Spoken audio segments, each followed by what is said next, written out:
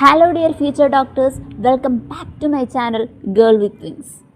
അപ്പോൾ മക്കളെ, നമ്മൾ ഇന്ന് 700+ എന്ന ഡ്രീം സ്കോറിന് വേണ്ടിയിട്ടുള്ള 4ാമത്തെ ക്ലാസ്സാണിത്. അപ്പോൾ നമ്മൾ ഫസ്റ്റ് 3 പാർട്സ് നമ്മൾ ഓൾറെഡി ചാനലിൽ അപ്ലോഡ് ചെയ്തിട്ടുണ്ട്. അതിൻ്റെ ലിങ്ക് എന്ന് പറയുന്നത് ഡിസ്ക്രിപ്ഷൻ ബോക്സിലും അതേപോലെ കമൻറ്റ് ബോക്സിൽ പിൻ ചെയ്തും കൊടുത്തേക്കാം. അപ്പോൾ എൻ്റെ മക്കൾ ആ ക്ലാസ് കാണണം, എന്നിട്ട് വേണം ഈ ക്ലാസ് കാണാൻ, എന്നാലേ നിങ്ങൾക്ക് കൃത്യമായിട്ട് മനസ്സിലാവുള്ളൂ. അപ്പോൾ നമുക്ക് ടൈം ഒട്ടും വേസ്റ്റ് ചെയ്യാതെ തന്നെ നമ്മുടെ ക്ലാസ്സിലോട്ട് പോവാം. അപ്പോൾ ക്ലാസ്സിലോട്ട് പോകുന്നതിന് മുമ്പേ എനിക്ക് എൻ്റെ മക്കളോട് പറയാനുള്ളത്, ഈ ചാനലൊന്ന് സബ്സ്ക്രൈബ് ചെയ്യുക, ലൈക്ക് ചെയ്യുക, ഷെയർ ചെയ്യുക. അപ്പോൾ നിങ്ങളുടെ ബാക്കിയുള്ള നീറ്റ് ആസ്പിരൻസിനും ഫ്രണ്ട്സായിട്ടുള്ള നീറ്റ് ആസ്പിരൻസിനും ഈ ക്ലാസ് യൂസ്ഫുൾ ആവും. Okay, thank you. അപ്പോൾ നമുക്ക് ക്ലാസ് സ്റ്റാർട്ട് ചെയ്യാം. അടുത്തത് പ്രോട്ടോസോവനെ കുറിച്ച് നോക്കാടാ. അപ്പോൾ എന്താണ് ഈ പ്രോട്ടോസോവൻ മക്കളെ? അപ്പോൾ ഈ പ്രോട്ടോസോവൻ എന്ന് പറയുന്നത് നമുക്ക് ഒറ്റ വാക്കിൽ പറയുവാണെങ്കിൽ എന്താണെന്ന് ചോദിച്ചാൽ ദ പ്രിമിറ്റീവ് ഹണ്ടേഴ്സ് എന്ന് വേണമെങ്കിൽ പറയാം. ഫസ്റ്റ് നമുക്ക് പ്രോട്ടോസോവനെ കുറിച്ച് ഒരു ഐഡിയ തരാം, എന്നിട്ട് നമുക്ക് ലൈൻ ബൈ ലൈൻ ഇൻസിയാറ്റിലോട്ട് പോകാം. ഈ പ്രോട്ടോസോവൻസ് ഒക്കെ നമ്മുടെ സസ്യങ്ങളെ പോലെ, പ്ലാന്റ്സിനെ പോലെ പാവങ്ങളൊന്നുമല്ല. പ്ലാന്റ്സ് പാവങ്ങളാണല്ലേ, അവരെ ആരെയും ബുദ്ധിമുട്ടിക്കില്ല, സ്വന്തമായിട്ട് ഫോട്ടോസിസ് നടത്തി സ്വന്തമായിട്ട് ഫുഡ് ഉണ്ടാക്കി അങ്ങ് കഴിക്കും. അവരെന്തില്ല, പ്രിഡേറ്റേഴ്സ് അല്ല, അവർ പാരസൈറ്റ്സ് ആയിട്ട് മറ്റുള്ളവർ ഉപദ്രവിക്കില്ല. പക്ഷേ അങ്ങനെയല്ല ഈ പ്രോട്ടോസോവൻസ് എന്ന് പറയുന്നത്. അവരെന്ന് പറയുന്ന പ്രിമിറ്റീവ് റിലേറ്റീവ്സ് ഓഫ് ആനിമൽസ് ആണ്. അതായത് അവർ മൃഗങ്ങളുടെ പുരാതന ബന്ധുക്കളാണ്. കാരണം എന്ന് വെച്ചാൽ മൃഗങ്ങളല്ലേ നമ്മൾ ഹെറ്ററോട്രോപ്സ്. കാരണം നമ്മൾ മറ്റുള്ളവരെ ഡിപ്പെൻഡ് ചെയ്തിട്ട് നമുക്ക് സ്വന്തമായിട്ട് ഫോട്ടോസിസ് ഉണ്ടാക്കാൻ പറ്റില്ല. നമ്മുടെ സ്കിന്നിൽ ലൈറ്റ് വീണാൽ ഓക്സിജൻ പുറത്ത് വരുമോ? ഇല്ല, നമുക്കങ്ങനെ ഫുഡ് ഉണ്ടാക്കാൻ പറ്റില്ല. അപ്പോൾ നമ്മളെന്താണ് മറ്റുള്ള ആൾക്കാരെ ഡിപ്പെൻഡ് ചെയ്തിട്ടാണ് നമ്മൾ ജീവിക്കുന്നത്. ഓക്കെ, അതുകൊണ്ട് തന്നെ അവരെന്താണ് സ്വന്തമായിട്ട് ആഹാരം ഉണ്ടാക്കത്തില്ല. ഒന്നെങ്കിൽ അവർ വേട്ടയാടുന്നതിന് എന്താണ് പറയുന്നത്? പ്രിഡേറ്റേഴ്സ് എന്ന് പറയും. അല്ലെങ്കിൽ എന്താണ്, അവർ പാരസൈറ്റ്സ് ആയിരിക്കും. പാരസൈറ്റ്സ് എന്ന് വെച്ചാൽ എന്താടാ, മറ്റുള്ള ജീവികളെ ഊറ്റി ജീവിക്കുന്നവരാണ് പാരസൈറ്റ്സ് എന്ന് പറയുന്നത്. ഇനി നമുക്ക് ലൈൻ ബൈ ലൈൻ ഒന്ന് എക്സ്പ്ലെയിൻ ചെയ്ത് നോക്കാം. എന്താണ് മക്കളെ ഇപ്പോൾ ഫസ്റ്റ് ലൈനിൽ പറയുന്നതിൻ്റെ മക്കളൊന്ന് നോക്കിക്കേ. All protozoans are heterotrophs and live as predators or parasites. അതായത് എന്താണ് അതിൻ്റെ മീനിങ്? എല്ലാ പ്രോട്ടോസോവകളും എന്താണ്, ഹെറ്ററോട്രോപ്സ് ആണ്. അതായത് മറ്റുള്ള ജീവികളെ ഡിപ്പെൻഡ് ചെയ്ത് ജീവിക്കുന്നവരാണ്. അവർ ഒന്നെങ്കിൽ മറ്റുള്ള ജീവികളെ വേട്ടയാടി തിന്നുന്നവർ, അതാണ് പ്രിഡേറ്റേഴ്സ് എന്ന് പറയുന്നത്. അപ്പോൾ പാരസൈറ്റ്സ് എന്ന് പറയുന്നത് മറ്റുള്ളവരുടെ ശരീരത്തിൽ ജീവിക്കുന്ന ആൾക്കാരാണ്, അവർ ഊറ്റി ജീവിക്കുന്ന ആൾക്കാരാണ് പാരസൈറ്റ്സ് എന്ന് പറയുന്നത്. ഇനി അടുത്ത സെൻറ്റൻസ് എന്താ പറയുന്നത്? They are believed as primitive relatives of animals. ആനിമൽസിൻ്റെ തന്നെ പ്രിമിറ്റീവ് റിലേറ്റീവ്സ് എന്നാണ് ഇവർ അറിയപ്പെടുന്നത്. ഓക്കെ, അപ്പോൾ നിങ്ങൾക്ക് ആ ഒരു സെൻറ്റൻസ് മനസ്സിലായി എന്ന് ഞാൻ വിശ്വസിക്കുന്നു. ഇനി നമുക്ക് എന്താണ് അമീബോയിഡ് പ്രോട്ടോസോവനിലോട്ട് പോകാം. എന്താണ് ഈ അമീബോയിഡ് പ്രോട്ടോസോവൻ എന്ന് പറയുന്നത്? അതിനെക്കുറിച്ചൊരു ഐഡിയ നിങ്ങൾക്ക് തരാനാണെന്നുണ്ടെങ്കിൽ നമുക്ക് ഇതിൽ 1ാമത്തെ ഗ്രൂപ്പാണ് നമ്മുടെ അമീബോയിഡ് പ്രോട്ടോസോവകൾ എന്ന് പറയുന്നത്. അവരെന്ന് പറയുന്നത് ശുദ്ധജലത്തിലും കാണാൻ പറ്റും, അതേപോലെ തന്നെ മോയിസ്റ്റ് സോയിലും കാണാൻ പറ്റും. ഈ ശുദ്ധജലത്തിൽ കാണുന്ന ഈ അമീബോയിഡ് പ്രോട്ടോസോവനെ കുറിച്ച് നിങ്ങൾക്ക് പറഞ്ഞു തരുവാണെങ്കിൽ, മക്കളെ 1 മിനിറ്റ്. അപ്പം മക്കളെ, എന്താണ് ഈ അമീബോയിഡ് പ്രോട്ടോസോവൻ എന്ന് പറയുന്നത്? അമീബ ജീവിക്കുന്നത് വെള്ളത്തിലും നനഞ്ഞ മണ്ണിലുമാണ് നമ്മുടെ അമീബ ജീവിക്കുന്നത്, അല്ലേ? ഇരയെ കാണുമ്പോൾ അവ എന്ത് ചെയ്യും? സ്യൂഡോപോഡിയ എന്ന് പറയും. അവരുടെ ഫാൾസ് ഫീറ്റ് അതെന്ത് ചെയ്യും? പുറത്തേക്ക് നീട്ടിയിട്ട് അതിനെ അങ്ങ് വിഴുങ്ങും. എന്നാൽ കടലിൽ ജീവിക്കുന്ന ചില അമീബകളുണ്ട്. അവർക്ക് എന്തുണ്ട്? മറൈൻ ഫോംസിന് ഒരു പ്രത്യേകതയുണ്ട്. അവർക്ക് പുറത്ത് തിളങ്ങുന്ന ഗ്ലാസ് പോലെയുള്ള ഒരു കവചമുണ്ട്. അതിനെയാണ് നമ്മൾ എന്ത് പറയുന്നത്? സിലിക്ക ഷെൽസ് എന്ന് പറയുന്നത്, അല്ലേ? അപ്പം ഇവരിൽ ചിലർ ദുഷ്ടന്മാരാണല്ലേ. അവരെന്ത് ചെയ്യുമെന്ന് ചോദിച്ചാൽ, അവരെന്ന് മറ്റുള്ളവരുടെ വയറ്റിൽ കയറി അസുഖം ഉണ്ടാക്കുന്നവരാണ്. അങ്ങനെയുള്ള ഒരു ജീവിയാണ് എൻഡമീബ എന്ന് പറയുന്നത്. അതൊരു പാരസൈറ്റാണ്. ഓക്കെ, മനസ്സിലായല്ലോ എൻ്റെ മക്കൾക്ക്? അപ്പോൾ അമീബ എന്ന് പറയുന്നത് എന്താണ്? സ്യൂഡോപോഡിയ ഓർത്തിരിക്കണം. അതേപോലെ മറൈൻ ഫോംസിന് എന്തുണ്ടെന്ന് പറഞ്ഞ മക്കളെ, അവർക്ക് സിലിക്ക ഷെല്ലുണ്ട്. അതേപോലെ തന്നെ അവർ പ്രിഡേറ്റേഴ്സ് ഉണ്ട്. പ്രിഡേറ്റേഴ്സ് അല്ല, പാരസൈറ്റിൻ്റെ എക്സാമ്പിൾ എന്ന് പറയുന്നത് എൻഡമീബയാണ്. അപ്പോൾ ഫസ്റ്റ് സെൻറ്റൻസ് എന്താണെന്ന് ചോദിച്ചാൽ, these organisms live in fresh water, sea water or moist soil. They move and capture their prey by putting out pseudopodia, false feet as in amoeba. അതായത് ശുദ്ധജലത്തിൽ ജീവിക്കും, അതേപോലെ തന്നെ ഈർപ്പമുള്ള മണ്ണിൽ ജീവിക്കും. അതാണ് മോയിസ്റ്റ് സോയിൽ എന്ന് പറയുന്നത്. അതുപോലെ തന്നെ അമീബയ്ക്കുള്ളതുപോലെ തന്നെ കപടപാദങ്ങൾ, അതാണ് സ്യൂഡോപോഡിയ എന്ന് പറയുന്നത്. അവർ പുറത്തേക്ക് നീട്ടിയാണ് ഇവ ചലിക്കുന്നതും ഇര പിടിക്കുന്നതും. അങ്ങനെയാണ്, കണ്ടോ? അതാണിവിടെ പറയുന്നത്. They move and capture the prey by putting out pseudopodia, false feet as in amoeba. ഇനി നമ്മൾ നേരത്തെ പറഞ്ഞ പോലെ തന്നെ മറൈൻ ഫോംസിന് have silica shells on their surface. ഇനി നമ്മൾ പറഞ്ഞായിരുന്നു പാരസൈറ്റ്സ് ഉണ്ടെന്ന്. ആ പാരസൈറ്റ്സ് ആണ് എൻഡമീബ എന്ന് പറയുന്നുണ്ട്. എൻഡമീബ പോലുള്ള ജീവികൾ എന്നാണ് പാരസൈറ്റ്സ് ആണ്. മനുഷ്യൻ്റെ കുടലിൽ അമീബിക് ഡിസെൻട്രി എന്ന് പറയുന്ന ഒരു രോഗം ഉണ്ടാക്കുന്ന ആൾക്കാരാണ്. ഈ അമീബിക് ഡിസെൻട്രി എന്ന് പറയുന്ന രോഗത്തിനെ കുറിച്ച് എനിച്ചായിട്ട് പറഞ്ഞിട്ടില്ല, പക്ഷെ ഞാൻ എക്സ്ട്രാ ആയിട്ട് പറഞ്ഞു തന്നെയാണ്. ഓക്കെ, ഇനി അടുത്തയാണ് ഫ്ലജലേറ്റഡ് പ്രോട്ടോസോയിൻസ്. എന്താണ് ഈ ഫ്ലജലേറ്റഡ് പ്രോട്ടോസോയിൻ എന്ന് പറയുന്നത്? നമ്മളതിന് ഓർത്തിരിക്കാൻ വേണ്ടിയിട്ട് ഇങ്ങനെ ഒരു കോഡ് ഓർത്തിരുന്നാൽ മതി, സ്ലീപ്പിംഗ് ഫ്ലൂട്ട് എന്ന് ഓർത്തിരുന്നാൽ മതി. ഓക്കെ, അപ്പോൾ അതിൽ നിമോണിക്കായിട്ട് നമ്മൾ ഓർത്ത് വെക്കേണ്ട കാര്യം, ഫ്ലജലിലുള്ള വടിവെച്ച് അരിച്ചപ്പോൾ ട്രിപ്പനോസോമ എന്ന കുട്ടി ഉറങ്ങിപ്പോയി. That is sleeping sickness. അതായത് ഫ്ലജലേറ്റഡ് പ്രോട്ടോസോയിൻ എന്ന് പറയുമ്പോൾ നമുക്ക് അങ്ങനെ ഓർത്തിരിക്കാം. അതായത് ഫ്ലജല്ല എന്ന് പറയുന്ന ഒരു അവരുടെ എന്താണ് ലോക്കോമോട്ടറി ഓർഗനാണ് ഫ്ലജല്ല എന്ന് പറയുന്നത്. അതേപോലെ തന്നെ ട്രിപ്പനോസോമ എന്ന് പറയുന്ന ഒരു ഫ്ലജലേറ്റഡ് പ്രോട്ടോസോവനാണ്. അതുണ്ടാക്കുന്ന ഡിസീസാണ് സ്ലീപ്പിംഗ് സിക്നസ് എന്ന് പറയുന്ന ഡിസീസ്. അപ്പോൾ എന്താണ് ഈ ഫസ്റ്റ് ലൈനിൽ പറയുന്നത്? അപ്പോൾ നമ്മൾ പറയുന്നതാണ് ഈ flagellated protozoans, the members of this group either free living or parasite. ഇനി they have flagella, the parasitic form cause disease such as sleeping sickness, example trypanosoma. അതായത് ഇവർ ഒന്നെങ്കിൽ സ്വതന്ത്രമായിട്ട് ജീവിക്കുന്ന ആൾക്കാരായിരിക്കും, ഫ്രീ ലിവിങ് ആയിരിക്കും, അല്ലെങ്കിൽ ആരായിരിക്കും, പാരസൈറ്റ്സ് ആയിരിക്കും. ഇനി അതും അല്ലെങ്കിൽ അവർക്ക് എന്തുണ്ട്, ഫ്ലജലേറ്റഡ് പ്രോട്ടോസോവനെ കുറിച്ച് പഠിക്കുകയാണെന്നുണ്ടെങ്കിൽ ഫസ്റ്റ് സെൻറ്റൻസിൽ പറയുന്നത് എന്താണ്? Flagellated protozoans, the members of this group either free living or parasitic, they have flagella, the parasitic form cause disease such as sleeping sickness, example trypanosoma. അതായത് ഇവർ സ്വതന്ത്രമായിട്ട് ജീവിക്കും, അത് ഫ്രീ ലിവിങ് ആയിരിക്കും, അല്ലെങ്കിൽ എന്താണ്, പാരസൈറ്റ്സ് ആവാം. ഇവർക്ക് സഞ്ചരിക്കാൻ വേണ്ടിയിട്ട് എന്തുണ്ട്, ഫ്ലജല്ല ഉണ്ട് അല്ലേ. ചാട്ടവാർ പോലെയുള്ള ഘടനയാണ്, അതിൻ്റെ ലോക്കോമോഷന് ഹെൽപ്പ് ചെയ്യുന്ന സാധനമാണ്. ഇനി ചില ആൾക്കാർ പാരസൈറ്റിക് ഫോംസ് എന്ത് ചെയ്യും, മനുഷ്യന്മാരിൽ സ്ലീപ്പിംഗ് സിക്നസ് എന്നൊരു ഡിസീസ് ഉണ്ടാക്കും. അപ്പോൾ അതിൻ്റെ എക്സാമ്പിളാണ്, പാരസൈറ്റിക് ഫോമിൻ്റെ എക്സാമ്പിളാണ് ട്രിപ്പനോസോമ എന്ന ഫ്ലജലേറ്റഡ് പ്രോട്ടോസോവൻ. അടുത്തയാണ് സീലിയേറ്റഡ് പ്രോട്ടോസോവൻ. എന്താണ് അപ്പോൾ ഈ സീലിയേറ്റഡ് പ്രോട്ടോസോവൻ എന്ന് പറയുന്നത്? അപ്പോൾ നമുക്ക് എന്താണെന്ന് നോക്കാം.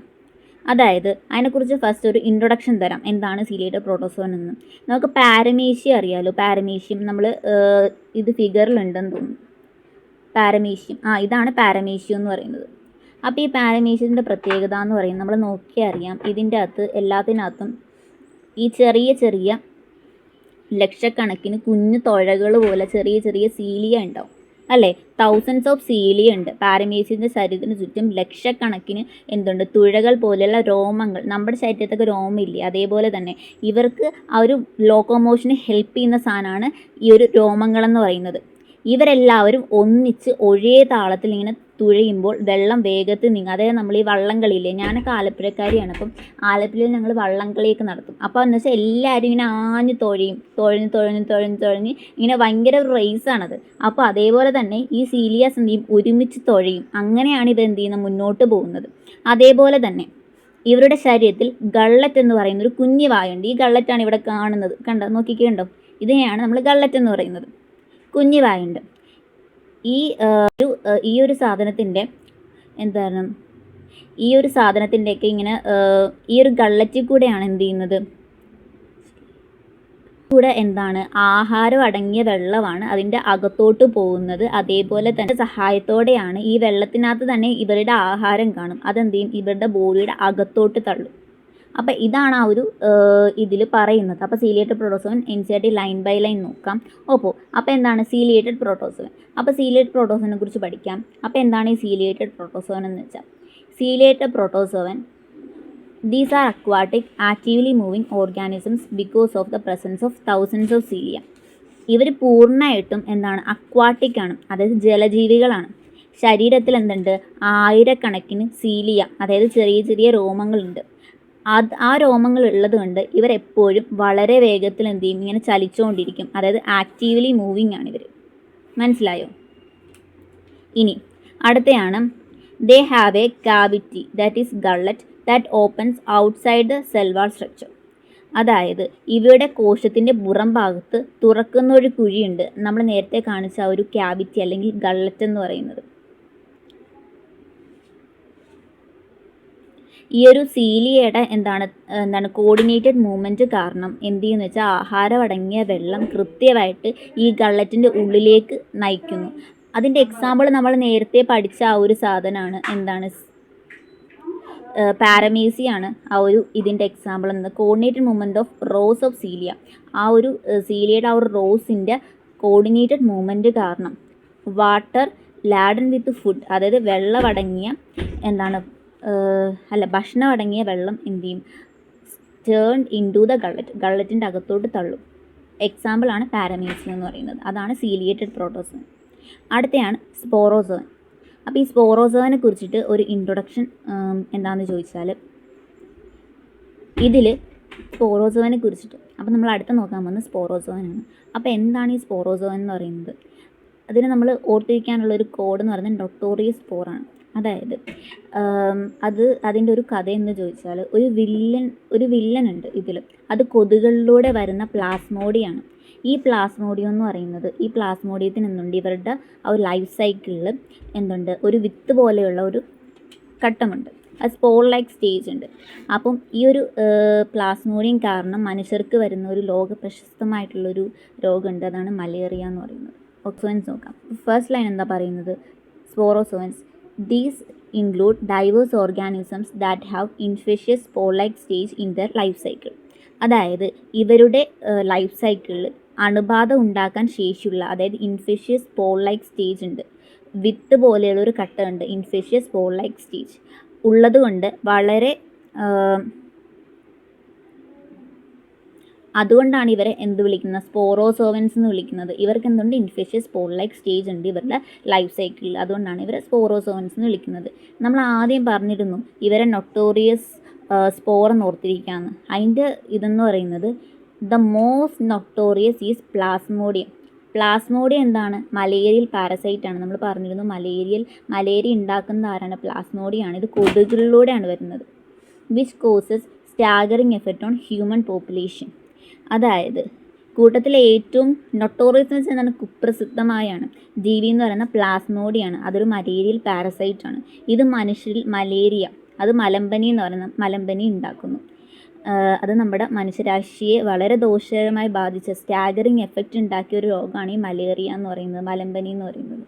ഓക്കെ, അത് ഉണ്ടാക്കുന്ന ആരാണ്, പ്ലാസ്മോഡിയാണ്. പ്ലാസ്മോഡിയം ഒരു മലേറിയൽ പാരസൈറ്റാണ്. അവരുടെ ലൈഫ് സൈക്കിൾ അവർക്ക് എന്തുണ്ട്, ഒരു ഇൻഫെഷ്യസ് സ്പോർ-ലൈക്ക് സ്റ്റേജ് ഉണ്ട്. നീറ്റിന് ഏറ്റവും കൂടുതൽ ക്വസ്റ്റ്യൻ ചോദിക്കുന്ന കിങ്ഡം ഫംഗി എന്ന് പറയുന്ന പോർഷനിലോട്ട് പോകാം. അപ്പോൾ ഈ പേജിൽ നമുക്ക് കിങ്ഡം ഫംഗി 3 ഭാഗങ്ങളായിട്ടാണ് ഫസ്റ്റ് നമുക്ക് ഇൻട്രൊഡക്ഷനിൽ തന്നിട്ടുള്ളത്. ഫസ്റ്റ് വൺ എന്ന് പറയുന്നത് നമുക്ക് ഉദാഹരണങ്ങൾ തന്നിട്ടുണ്ട്. അത് പറയുന്ന എവിടം തൊട്ട് എവിടം വരെയാണെന്ന് ചോദിച്ചാൽ ഇവിടം വരെ നമുക്ക് എന്താണ്, ഇതെന്ത് ഇങ്ങനെ വരുന്നത്, ഓക്കെ മക്കളെ, ഇവിടം വരെ നമുക്ക് എന്താണ്, ഉദാഹരണങ്ങളാണ് ഈ ഒരു പോർഷൻസ് എന്ന് പറയുന്നത്. എക്സാമ്പിൾസ് ആണ് പറയുന്നത്. ഇനി രണ്ടാമത്തത് സ്ട്രക്ചറിനെ കുറിച്ച് പറയുന്നത് ഇവിടം തൊട്ട് ഇവിടം വരെയാണ് സ്ട്രക്ചർ. പിന്നെ ഇങ്ങോട്ടുള്ള ഭാഗം ന്യൂട്രീഷൻ. ഇങ്ങനെ 3 ഭാഗങ്ങളായിട്ടാണ് നമ്മുടെ ഇൻട്രൊഡക്ഷൻ പാർട്ടിൽ നമുക്ക് തന്നിട്ടുള്ളത്. അപ്പോൾ നമുക്ക് ഓരോരോ ഭാഗങ്ങളായിട്ട് നോക്കാം. അപ്പോൾ എന്താണ്, ഫസ്റ്റ് നമ്മുടെ അതിൻ്റെ എക്സാമ്പിൾസ് എന്നാണ് പറയുന്നത്. അപ്പോൾ നമുക്ക് ആദ്യത്തെ ഭാഗത്തിൽ നമ്മളോട് പറയുന്നത് എന്താണ്, അതിൻ്റെ എക്സാമ്പിൾസിനെ കുറിച്ചിട്ടാണ്. അപ്പോൾ എക്സാമ്പിൾസിനെ കുറിച്ചിട്ട് പറയുന്ന ഫസ്റ്റ് സെൻറ്റൻസ് നോക്കാം. The fungus constitute the unique kingdom of heterotrophic organisms. അതായത് ഫംഗസുകൾ പൂർണ്ണമായിട്ടും ഹെറ്ററോട്രോപ്സ് ആണ്, സ്വന്തമായിട്ട് ആഹാരങ്ങൾ ഉണ്ടാക്കാത്ത കിങ്ഡമാണ്. അതായത് ജീവികൾ ഒരു പ്രത്യേക കിങ്ഡമാണ്, സ്വന്തമായിട്ട് ആഹാരം ഉണ്ടാക്കാത്ത ഹെറ്ററോട്രോപ്സ് ആയിട്ടുള്ള ജീവികളുടെ ഒരു പ്രത്യേക കിങ്ഡമാണ് നമ്മുടെ ഫംഗസ് എന്ന് പറയുന്നത്. ഓക്കെ, ഇനി അടുത്ത സെൻറ്റൻസിൽ പറയുന്നതാണ് ദേ show A great diversity in morphology and habitat. അതായത് ഇവയുടെ മോർഫോളജി എന്ന് പറയുന്നത് എന്താണ്, ശരീരഘടനയാണ് മോർഫോളജി. പുറമേന്ന് കാണുന്ന ആ ഒരു ശരീരഘടനയാണ് നമ്മൾ മോർഫോളജി എന്ന് പറയുന്നത്. മോർഫോളജിയിലും ഇവ ജീവിക്കുന്ന ചുറ്റുപാട്, അതിനെയാണ് നമ്മൾ എന്ത് പറയുന്നത്, ഹാബിറ്റാറ്റ് എന്ന് പറയുന്നത്. അതിലും ഒരു വലിയ വൈവിധ്യമുണ്ട്, ദാറ്റ് ഈസ് ഗ്രേറ്റ് ഡൈവേഴ്സിറ്റി ഉണ്ട്. ഓക്കെ, ഇനി പറയുന്നതാണ് you must have seen the fungus on moist bread and on root and fruits. അതായത് നമ്മൾ ഈ ഈർപ്പമുള്ള ബ്രെഡിലും, ദാറ്റ് ഈസ് മോയിസ്റ്റ് ബ്രെഡിലും, ദാറ്റ് ഈസ് പൂപ്പൽ പിടിക്കുന്ന ആ ഒരു ബ്രെഡാണ് മോയിസ്റ്റ് ബ്രെഡ്. ഓക്കെ, ഇനി ചീഞ്ഞ പഴങ്ങൾ, that is root and fruits, അതിലൊക്കെ എന്തിനെ കാണാൻ പറ്റും, നമ്മളുടെ ഈ ഫംഗസിനെ കണ്ടിട്ടുണ്ടാവും നിങ്ങൾ, അല്ലേ? നിങ്ങളതിലൊക്കെ കണ്ടിട്ടുണ്ടാവുമല്ലോ, നമ്മൾ ഡെയിലി ബേസിൽ കാണുന്ന ഐറ്റംസ് ആണ് ഇതൊക്കെ. ഇനി പറയുന്ന സെൻറ്റൻസ് ആണ് the common mushroom you eat and toadstools are also fungus. അതായത് നമ്മൾ കഴിക്കുന്ന മഷ്റൂമും കഴിക്കാൻ പറ്റാത്ത വിഷക്കൂണുകൾ, അതിനെയാണ് നമ്മൾ ടോഡ് സ്റ്റൂൾസ് എന്ന് പറയുന്നത്. അതും എന്താണ്, ഫംഗസ് ആണ്. ഇനി അടുത്ത സെൻറ്റൻസ് ആണ് ദ വൈറ്റ് പോട്ട് അടുത്ത സെൻറ്റൻസ് ആണ് the white spots seen on mustard leaves are due to parasitic fungus. അതായത് നമ്മളുടെ കടുക് ചെടി, അതിനെയാണ് നമ്മൾ മസ്റ്റാർഡ് ലീഫ് എന്ന് പറയുന്നത്. ആ മസ്റ്റാർഡ് ലീഫിൻ്റെ ഇലയിൽ കാണുന്ന വെളുത്ത പാടുകൾ ഒരു പാരസൈറ്റിക് ആയ ഫംഗസ് ആണ്. ഇതിൻ്റെ പേരാണ് ആൽബിഗോ. ഈ മസ്റ്റാർഡ് ലീവ്സിൽ കാണുന്ന പാരസൈറ്റിക് ഫംഗസിൻ്റെ പേരെന്താണ്? ആൽബിഗോ ആണ്. അത് നമുക്ക് അടുത്ത പേജിൽ പഠിക്കാനുണ്ട്. അപ്പം നമുക്ക് അതിനെക്കുറിച്ച് കൂടുതൽ ഡീറ്റെയിൽ ആയിട്ട് പഠിക്കാം. അത് ഏത് ഫംഗസ് ആണെന്നൊക്കെ പഠിക്കാം. ഓക്കെ, ഇനി അടുത്ത സെൻറ്റൻസ് ആണ് some unicellular fungus example yeast. Yeast എന്ന് പറയുന്നത് എന്താണ്? ഒരു യൂണിസെല്ലാർ ഫംഗസ് ആണ്. മെയിലി ദ ഫംഗസ് എന്ന് പറഞ്ഞാൽ മൾട്ടി സെല്ലാർ ആണ്. പക്ഷേ ഒരേ ഒരു യൂണിസെല്ലാർ ഫംഗസ് ആണുള്ളത്. അതിൻ്റെ പേരാണ് ഈസ്റ്റ് എന്ന് പറയുന്നത്. അതായത് ഫംഗസുകൾ പൊതുവേ മൾട്ടി സെല്ലാർ ആണ്. എന്നാൽ ഈസ്റ്റ് എന്ന് പറയുന്ന ഒരു യൂണിസെല്ലാർ ഏകകോശ ഫംഗസ് ആണ്. ഈ ഈസ്റ്റിനെ നമുക്ക് are use to make bread and beer. നമ്മൾ ബ്രെഡ് ഉണ്ടാക്കാനും ബിയർ ഉണ്ടാക്കാനും ഒക്കെ ഈ ഈസ്റ്റിനെ യൂസ് ചെയ്യും.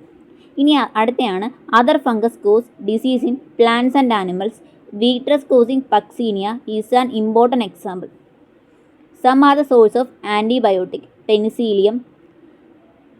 Fungus are cosmopolitan, occur in air, water, soil and on plants and animals. അതായത് ചില ഫംഗസുകൾ ചെടികളിലും മൃഗങ്ങളിലും രോഗങ്ങൾ ഉണ്ടാക്കുന്നു. നമുക്കറിയാം വീറ്റ് റസ്റ്റ് ഉണ്ടാക്കുന്ന പക്സീനിയ എന്നത് അതിനൊരു ഉദാഹരണമാണ് അല്ലേ.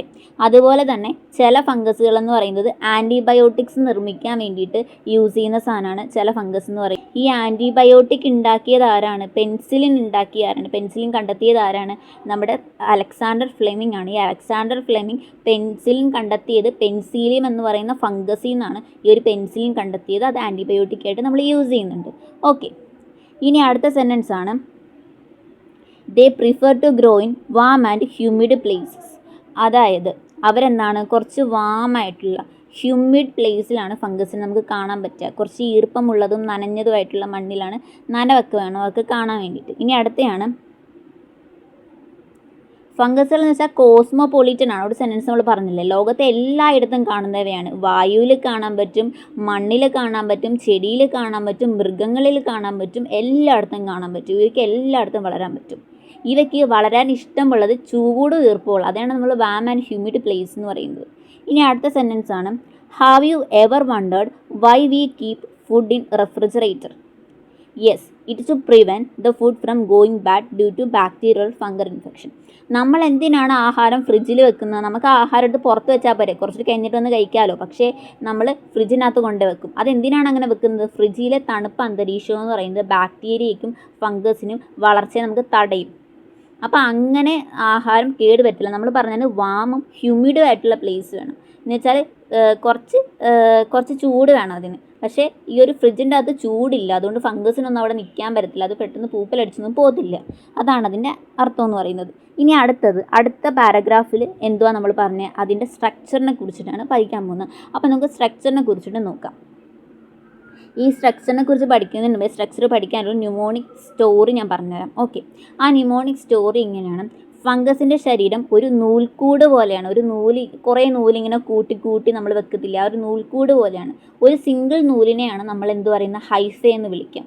ഇനി ഈ നൂൽക്കൂടുകളെല്ലാം കൂടിപ്പിണഞ്ഞ് കിടക്കുന്ന ആ ഒരു വലയില്ലേ, ആ വലയെ നമ്മൾ പറയും? മൈസീലിയം എന്ന് പറയും. ഇതിൽ ചില നൂലുകളുടെ ഉള്ളിൽ തടസ്സങ്ങൾ, അതായത് സെപ്റ്റ ഉണ്ട്.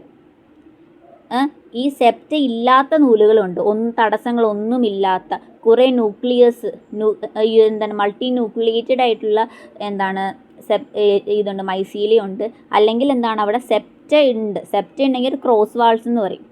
അപ്പം സെപ്റ്റ ഇല്ലാത്തതും ഉണ്ട്, സെപ്റ്റ ഉള്ളതും ഉണ്ട്. അപ്പം കുറേ ന്യൂക്ലിയസുകൾ നീന്തി നടക്കുന്ന ആ ഒരു സെപ്റ്റ ഇല്ലാത്ത സാധനത്തിനെയാണ് നമ്മൾ സീനോസിറ്റിക് എന്ന് വിളിക്കുന്നത്.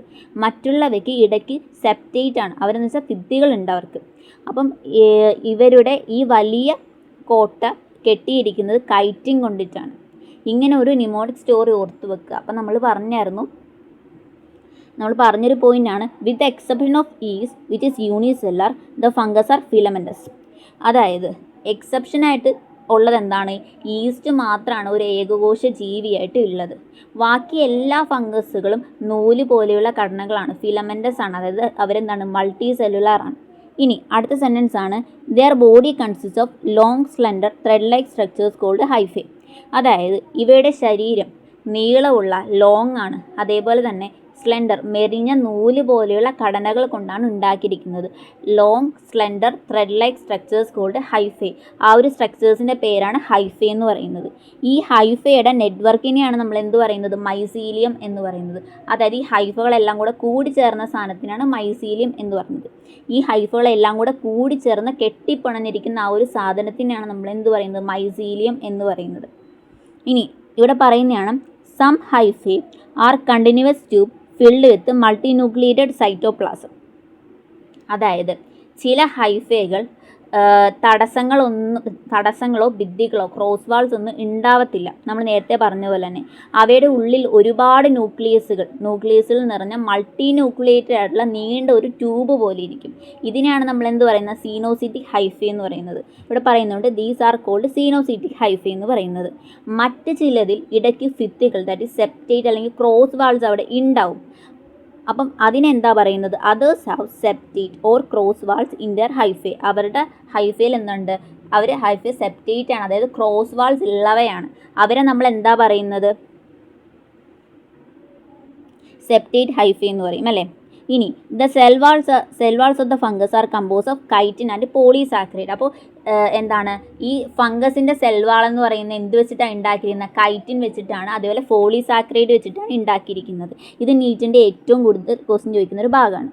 ഇവിടെ ഫംഗസിൻ്റെ ന്യൂട്രീഷൻ എന്ന് പറയുന്നത്, അതായത് മോസ്റ്റ് ഓഫ് ദ ഫംഗസ്, മക്കളെ നമ്മുടെ ഫംഗസുകളെല്ലാം, എൻ്റെ മക്കളൊന്ന് ശ്രദ്ധിച്ച് പഠിക്കണം, അത് ഇമ്പോർട്ടൻ്റ് ആയിട്ടുള്ള സാധനം ആയതുകൊണ്ടാണ് ഞാൻ ഇത്ര എടുത്ത് പറയുന്നത്. എൻ്റെ മക്കളൊന്ന് ശ്രദ്ധിച്ച് പഠിക്കണം. എന്ന് വെച്ചാൽ most of the fungus are heterotrophic ആണ് and absorb soluble organic matter from dead substrate and hence are called saprophytes. അപ്പോൾ മക്കളെ അതിൻ്റെ അർത്ഥം എന്താണെന്ന് ചോദിച്ചാൽ, നമ്മുടെ ഭൂരിഭാഗം ഫംഗസുകളും ചീഞ്ഞതും ജീവനില്ലാത്തതുമായ സാധനങ്ങളിൽ നിന്ന്, അതായത് ഡെഡ് സബ്സ്ട്രേറ്റിൽ നിന്നാണ് ആഹാരം ആഗീകരണം ചെയ്യുന്നത്.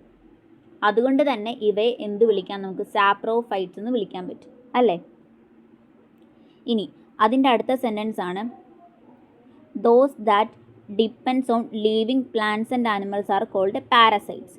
അതായത് മക്കളെ ജീവനുള്ള സസ്യങ്ങളെയും മൃഗങ്ങളെയും ആശ്രയിച്ച് ജീവിക്കുന്നവയെ നമ്മൾ എന്താ വിളിക്കുന്നത്, പാരസൈറ്റ്സ് എന്ന് വിളിക്കുന്നുണ്ട് അല്ലേ മക്കളെ.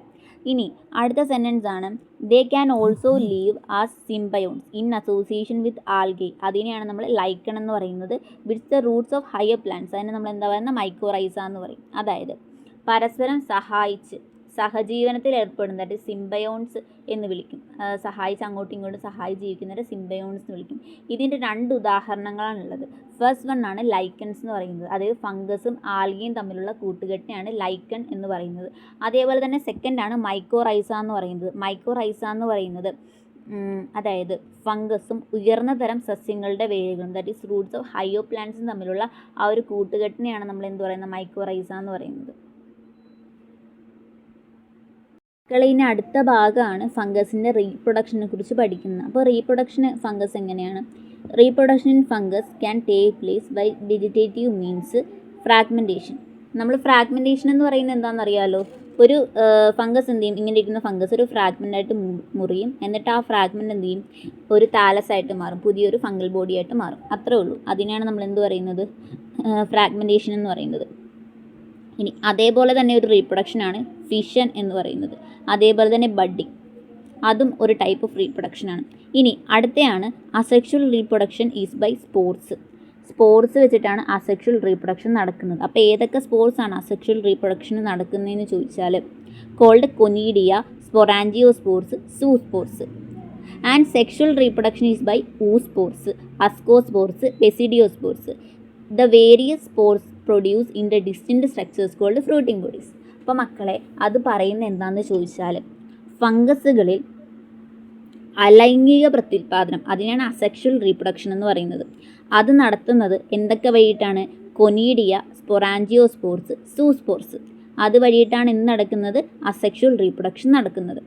എന്നാൽ ലൈംഗിക പ്രത്യുൽപാദനം, അതായത് സെക്ഷുവൽ റീപ്രൊഡക്ഷൻ നടക്കുന്നത് ഊസ്പോർസ്, അസ്കോസ്പോർസ്, ബെസിഡിയോസ്പോർസ് എന്നിവ വഴിയിട്ടാണ്. ഈ സ്പോറുകളെല്ലാം ഉണ്ടാക്കുന്നത് എവിടെയാണ്, ഒരു ഫ്രൂട്ടിംഗ് ബോഡീസിലാണ് ഈ സ്പോറുകളെല്ലാം ഉണ്ടാകുന്നത്. ഫ്രൂട്ടിംഗ് ബോഡീസ് എന്ന് പറഞ്ഞത് പ്രത്യേക ഘടനയാണ്. അവിടെയാണ് എന്തുണ്ടാകുന്നത്, ഈ സ്പോറുകളെല്ലാം ഉണ്ടാകുന്നത്. ഇനി അത് ഓർത്തിരിക്കാനുള്ള നിമോണിക് എന്താണെന്ന് ചോദിച്ചാൽ, ഇപ്പം നമ്മുടെ സെക്ഷുവൽ സ്പോർസ് എന്തൊക്കെയാണെന്ന് നമുക്ക് ഫസ്റ്റ് ഓർത്തിരിക്കാം. ബാക്കി അസെക്ഷുവൽ സ്പോർ അല്ലേ എന്തായാലും. അപ്പോൾ ഏതൊക്കെയാണ് സെക്ഷുവൽ സ്പോർസ് ഓർത്തിരിക്കാനുള്ളൊരു വഴിയാണ് OAB. ഇതാണ് സെക്ഷുവൽ സ്പോർസ് ഓർത്തിരിക്കാനുള്ള വഴി. എന്താണ് O എന്ന് പറയുന്ന ഊസ്പോർസ്, അസ്കോസ്പോർസ്, ബെസിഡിയോസ്പോർസ്. പിന്നെ വേറൊരു വഴിയുണ്ട്, അതായത് അസ്കോമൈസിസിൻ്റെ സെക്ഷുവൽ സ്പോറാണ് അസ്കോസ്പോർ എന്ന് പറയുന്നത്, ബെസിഡിയോമൈസിസിൻ്റെ സെക്ഷുവൽ സ്പോറാണ് ബെസിഡിയോസ്പോർ എന്ന് പറയുന്നത്. അപ്പോൾ ഈ സെക്ഷുവൽ സ്പോർസിന് ആ സെയിം ആ ഒരു ഇതിൻ്റെ തന്നെ പേര് വരും. അപ്പോൾ നിങ്ങൾക്ക് പെട്ടെന്ന് മനസ്സിലാവും ഇത് സെക്ഷുവൽ സ്പോറാണ്. പിന്നെ എക്സ്ട്രാ ആയിട്ടുള്ളത് ഊസ്പോർ മാത്രമാണ്. ഓക്കെ. ഇനി അസെക്ഷൽ സ്പോർസ് ഓർത്തിരിക്കാൻ വേണ്ടിയിട്ടും നമുക്ക് വേണമെന്നുണ്ടെങ്കിൽ ഒരു കോഡ് ഞാൻ പറഞ്ഞുതരാം. ഏതൊക്കെയാണ് അസെക്ഷൽ സ്പോർ എന്ന് പറയുന്നത്? സ്പൊറാഞ്ചിയോസ്പോറും സൂസ്പോറും കൊനീഡിയമാണ് അസെക്ഷൽ സ്പോർ എന്ന് പറയുന്നത്. അപ്പം അതിന് ഓർത്തിരിക്കാനുള്ള ഒരു സാധനമാണ് കോഡാണ്. കോണിനെ സ്പൊറാഞ്ചിയത്തിലാക്കിയിട്ട് എവിടെ പോയി? സൂവിൽ പോയി. കോണിനെ സ്പൊറാഞ്ചിയത്തിലാക്കിയിട്ട് സൂവിൽ പോയി. അതാണ് ആ ഒരു കോഡെന്ന് പറയുന്നത്. അതായത് കോണെന്ന് പറയുന്നത് കൊനീഡിയ, സ്പൊറാഞ്ചിയോസ്പോർ സൂവിൽ പോയി, ദാറ്റ് ഈസ് സൂസ്പോർ. ഇതാണ് ഈ സെക്ഷൽ സ്പോർ എന്ന് പറയുന്നത്. ഊസ്പോർ, അസ്കോസ്പോർ, ബെസിഡിയോസ്പോർ. OAB ആണ് അസെക്ഷൽ സ്പോർ എന്ന് പറയുന്നത്. സെക്ഷൽ സ്പോർ ആണ് കോണിനെ സ്പൊറാഞ്ചിയത്തിലാക്കി സൂവിൽ പോയി, ദാറ്റ് ഈസ് കൊനീഡിയ, സ്പൊറാഞ്ചിയോസ്പോർ, സൂസ്പോർ. ഇനി നമുക്ക് അടുത്ത ഇത് നോക്കാം. അതായത് 3 steps ആണ് നമ്മുടെ ഒരു സെക്ഷൽ റീപ്രൊഡക്ഷൻ വേണ്ടത്. അപ്പോൾ ഈ 3 steps ഓർത്തിരിക്കാനുള്ള ഒരു സാധനമാണ് പാക്കാം എന്ന് പഠിച്ചാൽ മതി. പാക്കാം എന്ന് പറയത്തില്ലേ, തമിഴ് നമ്മൾ കാണാമെന്ന് പറയുന്ന പാക്കാം എന്നാണ് പറയുന്നത്. ഓക്കെ. അപ്പം P for plasmogamy, K for karyogamy, M for meiosis. Okay. അപ്പം നമ്മൾ ഫസ്റ്റ് എന്താ പറയുന്നത്?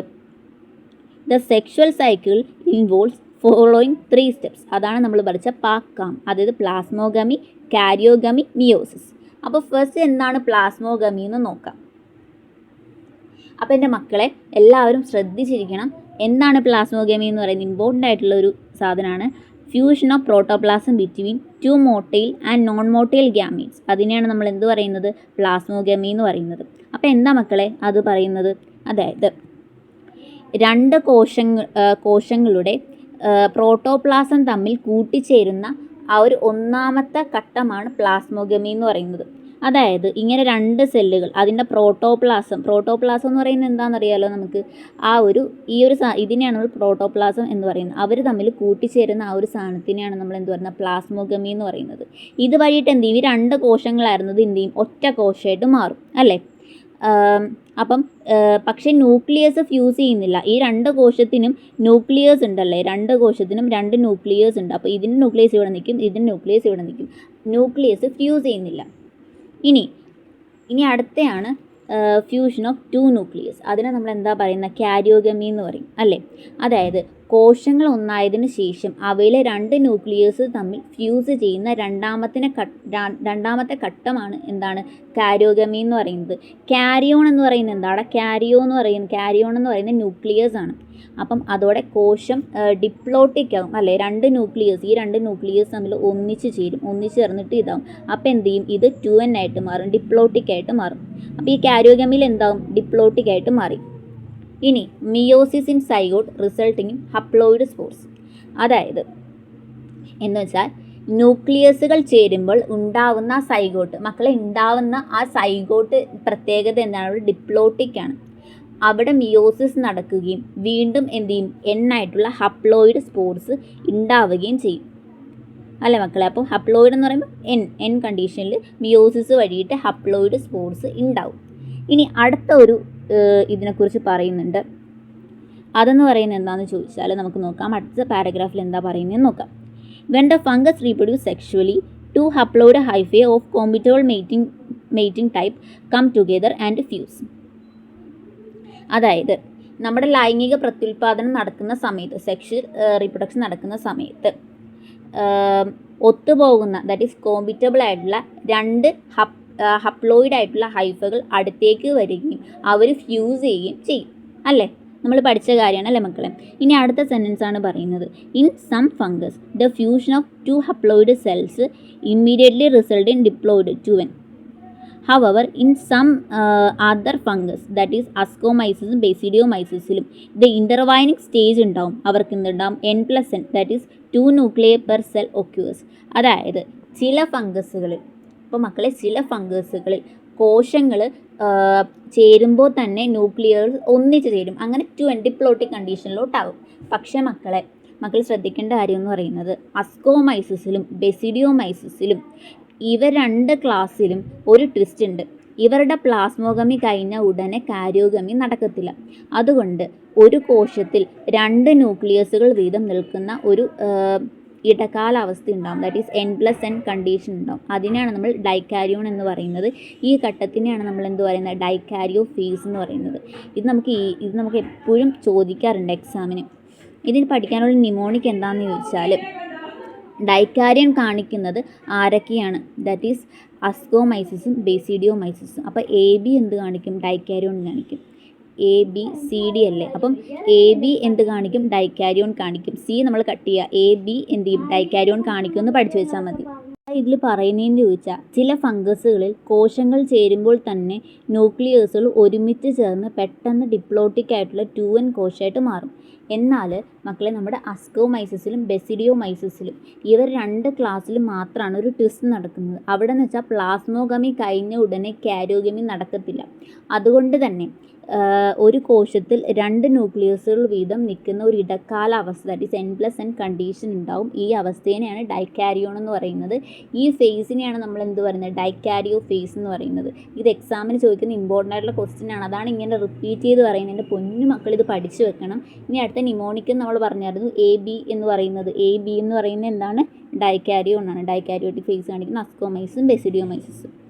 ഇനി അടുത്തയാണ് നോക്കിക്കേ. Later, the parental nuclei fuse and the cells became diploid. അത് കഴിഞ്ഞിട്ട് കുറച്ച് കാലം കഴിഞ്ഞാൽ 2 ന്യൂക്ലിയസും തമ്മിൽ ഫ്യൂസ് ചെയ്തിട്ട് ഡിപ്ലോട്ടിക് ആവും അല്ലേ മക്കളെ. പിന്നീട് എന്താണ്? ഫ്രൂട്ടിംഗ്